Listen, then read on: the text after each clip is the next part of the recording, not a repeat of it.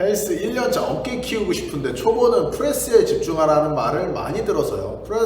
프레스에 집중할까요? 아니면 사레레, 벤레레도 같이 하는 게 좋을까요? 헬스 1년차면은 초보가 아니죠. 요즘에 기준이 너무 상향이야. 그러니까 유튜브나 이런 SNS에 선수들이 많이 나오다 보니까 상향 평준화가 됐어요. 지금 말도 안 되게 상향 평준화가 된 거예요. 일반인 기준에서 아니 뭐 3개월만 운동을 했어도 초보자는 아니죠. 3개월 정도 운동하면은 웬만큼 근육이 활성화될 거 다 활성화되고 움직임에 대해서 이해될 거 다 이해되기 때문에 1년 정도 하셨으면은 여러 가지 운동을 무조건 하는 걸 추천드립니다. 프레스 한 가지만 하는 거는 비효율적이죠, 말 그대로. 왜냐하면은 어깨 근육은 3D잖아요. 어깨가 전면 삼각근, 측면 삼각근, 후면 삼각근이 이렇게 3D 형태로 붙어있는 근육이기 때문에 프레스 운동만 하면 전면 측면 삼각근은 사용률이 어느 정도 나오는데 후면 삼각근은 사용률이 떨어져요. 그래서 후면 삼각근 운동 제대로 할 거 하나, 그리고 보통 프레스 운동은 전면 삼각근이 가장 참여율이 높습니다. 일반적으로 프레스 운동은 어떤 프레스를 하더라도 전면 삼각근의 참여율이 제일 높은 운동이에요. 그래서 레터럴 레이즈처럼 측면 삼각근의 참여율이 가장 높은 운동도 하나를 넣어주는 거죠. 제가 초보자분들한테 권해드릴 때도 제 프레스 운동 같은 대표적인 운동 하나를 하고 그 프레스 운동에서 사용이 잘 안 되는 그런 부위를 보완하는 운동을 방향적으로 하나씩 더 하는 거를 추천드려요. 그래서 지금 성희름님 같은 경우에도 프레스를 하나 했으면은 사레레 하나 넣고 벤트 오버 레터럴 레이즈나 아니면 리어 델트 머신 같은 거, 이런 후면 삼각근 집중적으로 자극할 수 있는 운동 하나는 무조건 하는 거 추천을 드립니다. 이 코치님, 일반인이 현실적으로 가지는 목표 몸매가 어느 정도가 맞다고 보시나요? 연예인으로 예를 들어 주시거나 아니면 예전에 흑자이스님이 키 100, 체지방률 10에서 15 어쩌고 이렇게 말씀하시는데, 근데 저는 그게 사람에 따라서 다르다고 봐요. 어떤 사람은 되게 독한 사람이 있죠. 선천적으로 독한 사람이 있잖아요. 근데 선천적으로 사람이 좀 물렁한 사람이 있어. 근데 그거에 따라서 나뉘는 거지, 이게 뭐 일반인이라 그래서 다 똑같은 그런 근성을 가지고 있는 게 아니기 때문에 그 목표가 저는 다르다고 봅니다. 그래서 내가 근성 좀 있다, 내가 파이팅 좀 있다, 이렇게 생각하시는 분들은 이제 체지방 10% 밑으로 가야 되는 거고, 근성이 없어, 나는 막 나약해, 그러면은 이제 15% 밑에 정도를 보는 거죠. 흑자 김승현 님이 일반인이 후면 어깨나 등하부 같은 운동을 디테일하게 따로 할 이유가 없다고 하던데 이 의견에 동의하시나요? 저는 동의를 못하죠. 예를 들어서 이제 등하부 같은 경우, 그러니까 우리가 등하부라는 부분은 감각이 발달되기가 되게 어려운 부분이에요. 그러니까 등하부 근육이 특히 발달되기가 어려워요. 왜냐하면은 등이 굽어 있는 사람이 너무 많기 때문에 등 자체가 약간 이게 텐션이 풀려 있는 경향을 많이 갖고 있거든요. 그렇기 때문에 등하부를 잡는 게 되게 어려운 일이기는 한데, 등하부 근육을 반드시 잡아야 되는 이유가, 그러니까 이게 웨이트 트레이닝적으로 생각을 하는 게 아니라 자세 때문에 그래요. 등하부가 안 잡힐수록 등은 더 잘 말리게 돼요, 점점. 근데 등하부가 잘 잡히면 이 말리는 거를 카운터해서 펴줄 수 있는 힘이 많이 생깁니다. 그래서 저는 이제 개인적으로 이제 제가 티칭을 할 때 일반인 분들 같은 경우에는 조금 더 이 등하부를 필 수 있는 형태의 트레이닝을 많이 하라고 조언을 드려요. 그게 자세 개선에서도 도움이 많이 되고 다른 운동을 할 때도 시너지 효과를 많이 만들어낼 수가 있어요. 하지만 그거를 이제 하지 말라고 하는 이유는 이거예요. 어차피 자극을 잘 못 잡으니까 거기에 투여될 시간에 차라리 큰 근육 운동을 더 해라, 이런 의미거든요. 지금 그런 운동을 좀 덜 하라고 하는 얘기는. 근데 이제 저는 이제 그거랑은 좀 다르게 생각을 해요.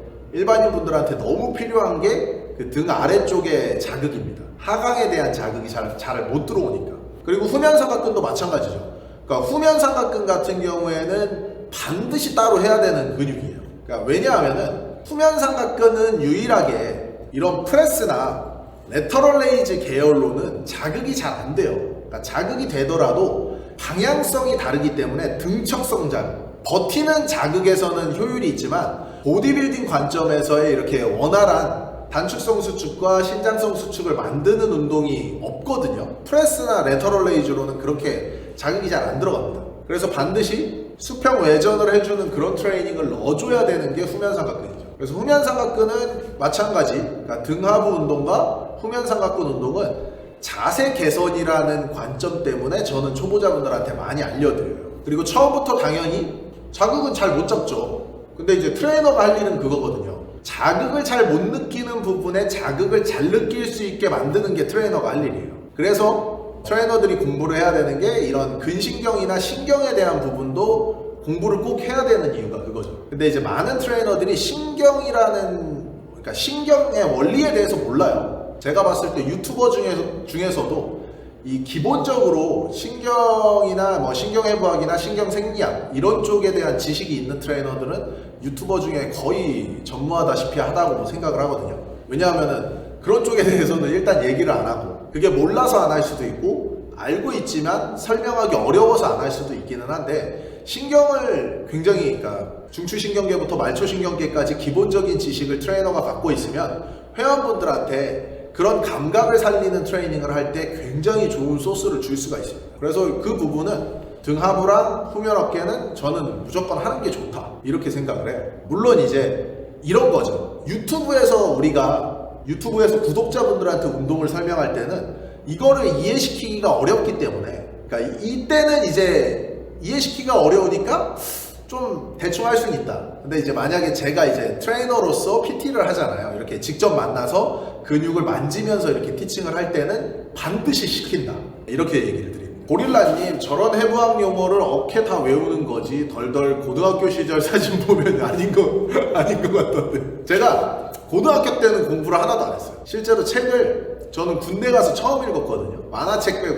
그 만화책은 많이 봤죠. 만화책은 많이 봤는데 실제로 그냥 책들이죠. 일반적인 책, 글씨만 써있는 책, 그거를 저는 그 군대 가서 처음 읽었어요. 머슬 아카데미 때도 읽긴 읽었다. 해부학책 같은 거 읽긴 읽었는데 제대로 진짜 책이라는 걸 본 게 군대 가서 처음 봤고, 그리고 나서 이제 운동을 제대로 좀 공부를 해야겠다 이 생각이 들었을 때, 그때부터 해부학하고 생리학, 뭐 신경해부학 뭐 이런 것들을 이제 공부를 한 건데, 이게 관심을 갖다 보면은 외워지더라고요. 저도 머리가 되게 나빠요. 머리가 되게 나쁘고 사람들 얼굴 보면은 왜 얼굴 잘 기억 못하고 이런 사람 있죠. 그러니까 제가 또 그렇거든요. 기억력 자체가 좀 떨어지는 편이라서 기억력이 낮은데, 제가 관심이 있는 거니까 그 관심 있는 거를 보고 회원분들한테 설명을 하잖아요. 그러니까 내가 근육에 관심이 있으니까 근육에 대해서 책을 보고 이걸 회원한테 설명해. 이걸 반복하다 보니까 외워진 거예요. 막 외워야지 하면서 막 어디다가 막 이렇게 필기해서 깜지 쓰고 뭐 이래서 외운 게 아니라, 저는 그런 걸 아예 안 하거든요. 필기하고 이런 거 정말 극혐. 그래서 그냥 책 보고 설명하고 책 보고 설명하고 약간 이런 쪽이에요. 그래서 정리를 잘 못하지.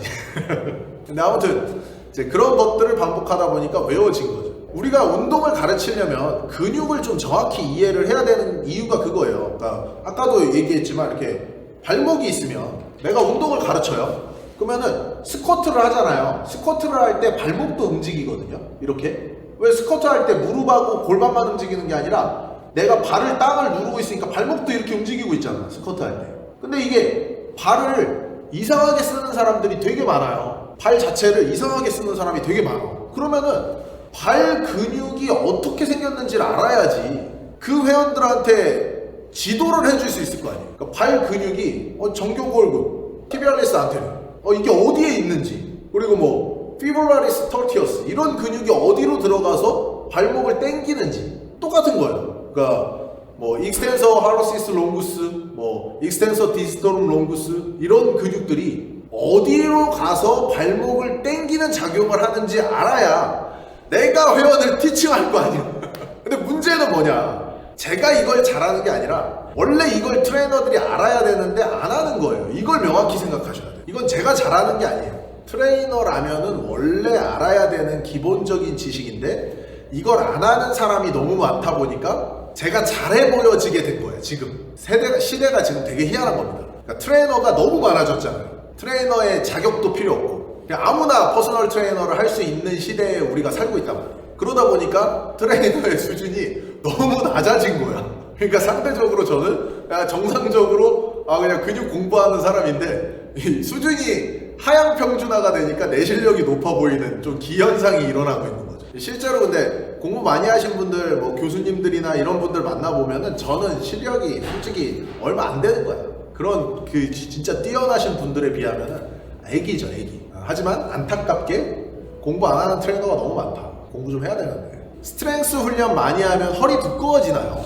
스쿼시나 데드, 스트렝스 훈련하면 복압을 강하게 잡아서 그럴 수 있다고 들어서요. 근데 그 가능성은 상당히 낮다. 그러니까 이게 허리가 태생적인 부분이 저는 되게 크다고 봐요. 그리고 실제로 이제 스탠스가 좋으신 분들이 허리통이 두꺼운 경향을 보이죠. 하지만 요즘에 클래식 피지크 선수들을 보면 크리스 범스테드나 아니면 우리나라의 그 박재훈 선수 이런 선수들만 봐도 엄청난 중량의 스트렝스 트레이닝을 하는데 허리가 얇아. 그러니까 이걸 봤을 때는 사실 그런 스트렝스가 크게 관여가 되지 않을 수 있겠다. 그러니까 태생적으로 그냥 얇은 사람은 무게 존나 조져도 얇다. 개인적으로 저는 그렇게 생각합니다.